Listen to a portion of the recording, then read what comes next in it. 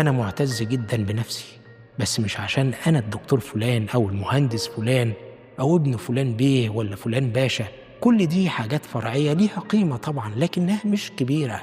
أنا عندي حاجة أهم وأعظم بكتير، أنا من عباد الرحمن، أنا تبع ربنا. سلام عليكم. زمان وإحنا في المدرسة لما كان حد فينا ربنا بيكرمه بينضم للشرطة المدرسية، كان بيبقى حدث في العيلة كلها. سامح باشا راح وسامح باشا جه، واللي يقول لك عندي واحد قريبي في تالتة رابع اتمسك هروب وهو بينط من على السور ومحتاجين ندخله زيارة بس، واللي يقول لك كشكول الواجب بتاعي اتسحب مني وماشي بالوصل. كان منصب يعني، وعلشان كده احنا كنا بنمشي في المدرسة نتعايق بالشارة بتاعة الشرطة المدرسية وهي على دراعنا. زمان أكتر شوية كان في بروتوكول في الأفراح، معرفش الحقيقة إذا كان لسه مستمر لحد دلوقتي ولا لأ، وهو إن ضباط الجيش يحضروا فرحهم باللبس الرسمي بتاعهم.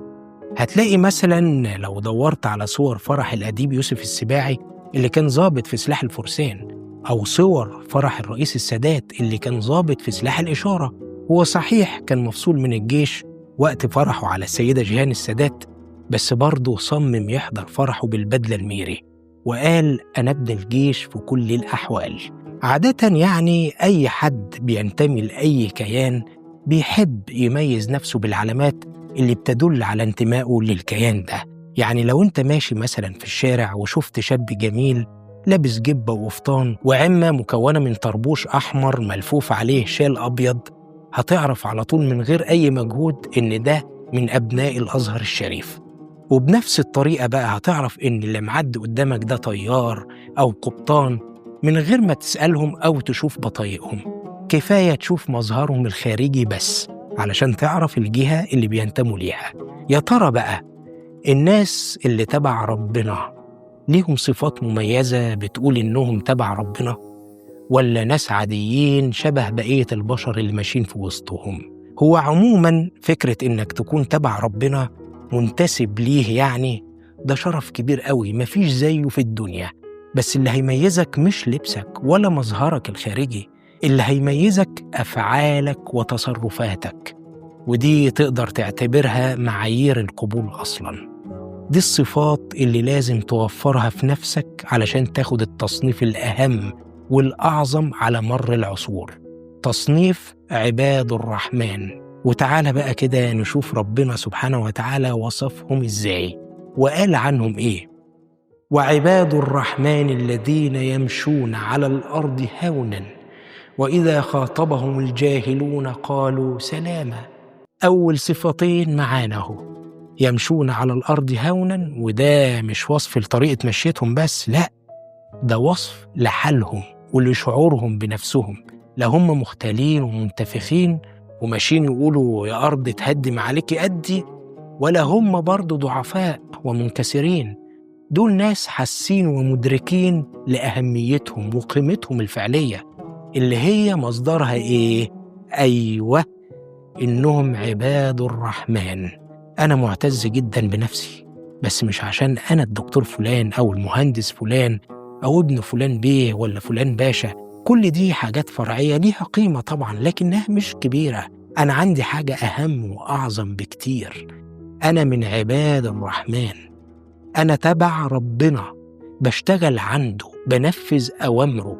دي لما ربنا سبحانه وتعالى حب يوصفها قال يمشون على الأرض هونا. الصفة التانية وإذا خاطبهم الجاهلون قالوا سلاما. ربنا سابق في علمه إن في حد هيتريق عليك، حد هيقولك بركاتك يا عم، انت هتعمل لي فيها شيخ، انت خلاص اتدروشت ولا ايه؟ أو حد هيكتب لك كومنت سخيف على الفيسبوك مثلا من اللي كلنا بنشوفهم، كومنت فيه استفزاز وفيه تجاوز وفيه عدم لياقة وقلة ذوق، أو حتى حد هيشتمك. كل دي حاجات بتحصل وهتحصل. ربنا سبحانه وتعالى بيقول لك بقى هتتعامل معاها ازاي؟ هيستفزوك فعلا وتدخل معاهم في جدال؟ هتتعصب وترد على الشتيمة؟ طب ازاي إذا كان هو وصفهم أصلا بإنهم جهلة؟ قال وإذا خاطبهم الجاهلون، وأمرك تقول حاجة واحدة بس، قالوا سلاما. يعني تبعد عن كل ده بهدوء، تنسحب من المعارك اللفظية الرخيصة عشان انت راجل مهم ووقتك مهم، مش فاضيين احنا للكلام ده. والذين يبيتون لربهم سجدا وقياما، دي الصفة اللي بعد كده. ومش عايزك تتخض من كلمة يبيتون وتفهم بقى منها إنك لازم تقضي طول الليل في الصلاة. هو يا ريت طبعا تقدر تعمل كده، تبقى حاجة عظيمة قوي، بس ربنا سبحانه وتعالى ما بيحبش يتقل علينا. كلمة يبيتون دي مقصود منها إنك تصلي وتذكر ربنا بالليل والناس نايمة. إن شاء الله يا رب حتى تصلي ركعتين، المهم إنك تفتكر ربك بالليل والناس نايمة. ودي ما فيهاش أي حاجة غريبة على فكرة. إذا كانت كل قصايد الحب فيها كلمة سهرت الليل وما بنامش الليل والنوم طار من عيني، وكأن كل الحبيبة مدمنين قهوة من الدرجة الأولى. معروف يعني إن اللي بيحب حد بيسهر الليل يفكر فيه، ما بيعرفش ينام بسهولة. اللي يحب ربنا يبقى حاله إيه بقى؟ ينام عادي؟ طب هو الحب كلامه خلاص؟ تعصي الإله وأنت تظهر حبه، هذا محال في القياس بديع. لو كان حبك صادقا لأطعته، إن المحب لمن يحب مطيع. الصفة اللي بعد كده إيه بقى؟ والذين يقولون ربنا اصرف عنا عذاب جهنم إن عذابها كان غراما. دي الدعوة اللي كلنا بندعيها عموما، بس هل كلنا بنعمل بيها؟ ما احنا عندنا مشكلة كبيرة قوي يا جماعة في الدعاء. بقول يا رب ابعت لي 1,000,000 جنيه وأنا مش عايز أشتغل ولا أتعب. الحاجة التانية بقى إن عباد الرحمن اللي بيعملوا كل الخير ده، واللي ممكن يكون منهم أنبياء وصحابة وأكابر كتير قوي، ما اعتبروش إن دي واسطة، وبيستعيذوا بالله من جهنم عادي زيهم زي أي حد.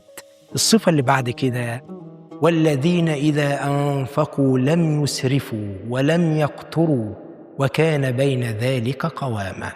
بيصرفوا بحكمة واعتدال من غير إسراف ومن غير بخل. هل ده في الفلوس بس ولا ينفع يبقى في حاجات تانية؟ في المشاعر مثلا، لا تبقى بخيل ولا بتبعزق المشاعر بتاعتك من غير حساب. في الشغل مثلا، ولا تموت نفسك في الشغل ولا تريح وتشد الفيشة. الترشيد ده مهم جدا في كل حاجة في الحياة. كل شيء له ميزان، مش لازم أبدا يطب في كفة معينة. والذين لا يدعون مع الله إلها آخر ولا يقتلون النفس التي حرم الله إلا بالحق ولا يزنون ومن يفعل ذلك يلقى أثاما. 3 حاجات المفروض إن عباد الرحمن ما بيعملوهاش. للوهلة الأولى هتفتكر إنها تصرفات نادرة وإن إحنا ما بنقعش فيها، لكن مع شوية تركيز ممكن نكون بنقع فيها من غير ما نحس. يعني أنا مثلا لما صدق إن رزقي في إيد إنسان مش بإيد ربنا، مش كده أبقى دعيت مع الله إلها آخر؟ لما جامل إنسان في حد من حدود ربنا وأراضيه بغضب ربنا، مش كده ده بقى إله آخر؟ أما قتل النفس فأنا ساعات بحس إنه مش لازم يكون قتل دموي بسلاح، خصوصا في الزمن اللي احنا عايشينه. ممكن تقتل إنسان بكلمة، بتعليق على فيسبوك. مش الاغتيال المعنوي ده قتل برضه؟ أما التحذير بقى من الزنا فهو واضح وصريح. ربنا ما قالش لا تزنوا، لكن قال ولا تقربوا الزنا. يعني ابعد عن كل الخطوات اللي ممكن توصل ليه. سيب بينك وبينه 4 شوارع، 20 شارع. والذين لا يشهدون الزور وإذا مروا باللغو مروا كراما. سهلة دي، يعني تتجنب كل المجالس اللي فيها أقوال أو أفعال حرام، زي الغيبة والنميمة والسب والقصف والاستهزاء والخوض في الأعراض وما شابههم. فلا تشهد زور، وطبعا لا تشهد بالزور. الحق يا جماعة واضح والباطل واضح. ما تقولش على الباطل حق، ولو ما قدرتش تقول عليه باطل اسكت. ولما تمر باللغو صدفة كده غصب عنك، اكرم نفسك بعدم اشتراكك فيه. والذين إذا ذكروا بآيات ربهم لم يخروا عليها صما وعميانا. لما ربنا سبحانه وتعالى بيبعت لهم حد يقول لهم كلمتين، ما يتغروش بنفسهم ويسمعوا ويهتموا ويفكروا. والذين يقولون ربنا هب لنا من أزواجنا وذرياتنا قرة أعين واجعلنا للمتقين إماما. وده بقى مسك الختام، وده من تمام صلاح الإنسان، إنه ما يحبش الخير لنفسه بس، لأ، ده نفسه أهل بيته كلهم يكونوا كويسين علشان فرحته تكمل، ونفسه يكون قدوة لبقية الناس علشان يكونوا زيه.